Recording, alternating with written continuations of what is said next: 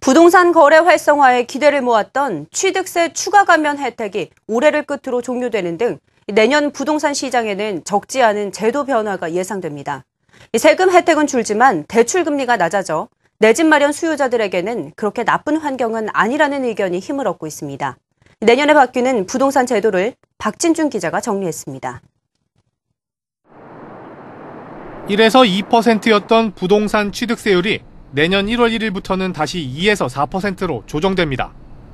지난 9월부터 시행된 취득세 추가 감면 혜택이 이달로 종료되기 때문입니다.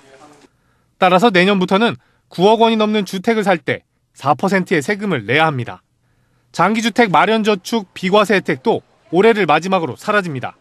저축을 통해 마련한 자금이 주택 구입에 사용됐는지의 검증이 어려운 데다 소득공제로 이중 혜택을 받기도 해 형평성 문제가 지적돼 왔습니다.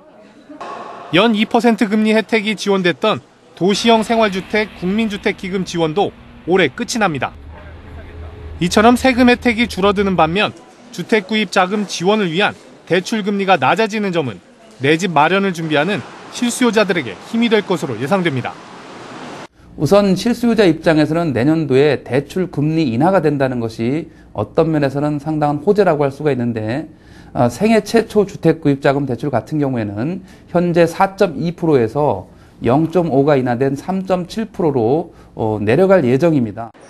낮은 시중금리 추세를 고려해 생애 최초 주택 구입 자금 대출 금리는 0.5%포인트가량 떨어진 3% 중반대에 결정될 것으로 보입니다.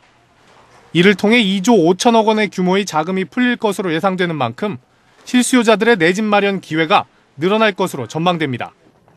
다만 내년에는 새 정부가 들어서는 것이 변수가 될 것이라고 분석했습니다. 부동산의 실질적인 세제 혜택과 제도 개선에 대한 정치권의 공방이 지속될 것으로 예상되는 만큼 실수요자들은 추이를 지켜보는 투자가 필요하다고 조언합니다. 한국경제TV 박진준입니다.